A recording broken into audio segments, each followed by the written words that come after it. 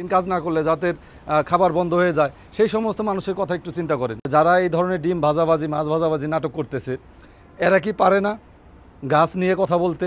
প্রচণ্ড তাপমাত্রা, কিন্তু আসলে এখন আপনারা বুঝতে পারছেন বর্তমানে তাপমাত্রার মধ্যে এটা একটা নাটক শুরু হয়েছে। দর্শক, যে সবাই যে নাটক করতেছে ডিম ভাজা মাছ ভাজা নিয়ে, তো আসলে এটা তো দর্শক বন্ধুরা, আসসালামু আলাইকুম, আমি মোহাম্মদ কবির আবার চলে আসলাম আপনাদের সামনে। এখন প্রায় 2টা 40 বাজে। এই মুহূর্তে আমি রয়েছি 5তলা ছাদের উপরে এবং বর্তমানে তাপমাত্রা চলতেছে 40 ডিগ্রি সেলসিয়াস।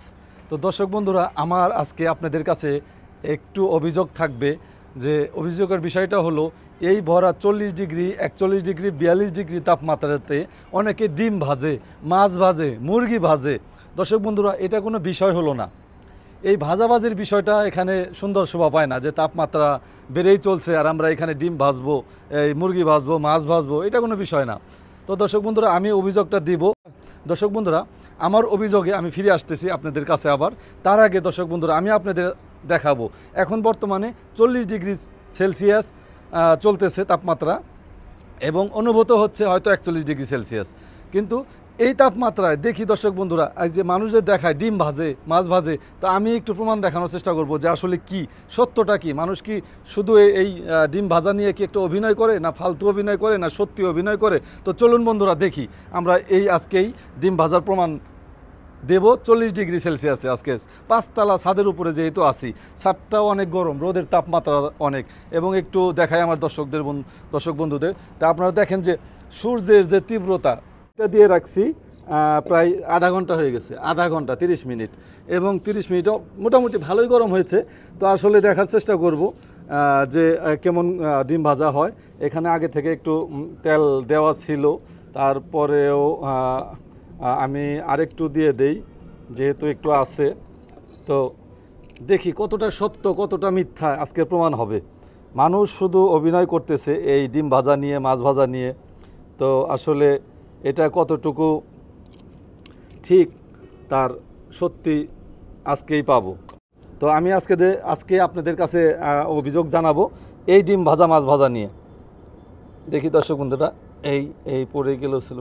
দর্শক বন্ধুরা, দেখতে পাচ্ছেন এই যে ডিম, আধা ঘন্টা খরা তাপের মধ্যে 30 মিনিট আমি এই ফ্রাই প্যানটার মধ্যে 30 মিনিট আগে এই ছাদে রেখেছিলাম এই ফ্রাই প্যানটা। তো ফ্রাই প্যান মোটামুটি ভালোই বেশ গরম, কিন্তু ডিম কিভাবে কি হইতেছে, কই কিছুই না। একটু কাছ থেকে দেখাও, একটু কাছ থেকে দেখাও, আরও কাছ থেকে দেখাও, আরও কাছ থেকে দেখাও। দর্শক বন্ধুরা দেখেন, ডিমের কোনো কিছুই নাই। ডিমের যে গরম তাওয়ার মধ্যে যে ডিম ভাজা হয়, কসমস করে ভাজা হয়, তাপে বুদবুদ করে, আসলে সবই ফালতু। দর্শক বন্ধুরা, এখন আপনারা বুঝতে পারছেন যে সবই ভুয়া। তারা হয়তো কি করছে, যে তাওয়াটা গরম করছে, তাওয়াটা গরম করে নিয়ে এসে ছাদের উপরে রাখছে, অথবা তেল গরম করে এবং তাওয়া গরম করে ছাদের উপরে রাখছে, তারপরে ডিম এবং মাছ দিয়ে আপনাদের দেখাচ্ছে সবাইকে। এই বর্তমানে তাপমাত্রার মধ্যে এটা একটা নাটক শুরু হয়েছে। দর্শক বন্ধুরা, এই নাটক করতেছে অনেকেই, এই মোবাইল জগতে এই নাটকটা সবাই করতেছে ভিউজ বাড়ানোর জন্য। তো সত্যি প্রমাণটা দর্শক বন্ধুরা আপনারা দেখতে পেলেন। যে অভিযোগটা দিতে যাচ্ছি সেটা হচ্ছে, বর্তমানে বাংলাদেশের তাপমাত্রাটা অনেক বেশি, 40, 41, 42 ডিগ্রি পর্যন্ত উঠেছে। চুয়াডাঙ্গাতে ছিল 42 ডিগ্রি সেলসিয়াস। তো আসলে অনেকে অনেকভাবে বলে। তো আমার কথা এটাই, অভিযোগ এটাই, আমরা যদি এই ডিম ভাজা বন্ধ করে, মাছ ভাজা বন্ধ করে, সবাই যদি সারা বাংলাদেশের যারা শিক্ষিত সমাজ আছি, যারা শিক্ষিত স্টুডেন্ট রয়েছে, যারা জ্ঞানীগুণীবিদ রয়েছেন, তারা যদি সবাই মোবাইলে এই প্রকাশটা করে যে আমরা সবাই গাছ লাগাই। আমার অভিযোগ রইল আপনাদের কাছে, যে যারা এই ধরনের ডিম ভাজাবাজি, মাছ ভাজাবাজি নাটক করতেছে, এরা কি পারে না গাছ নিয়ে কথা বলতে?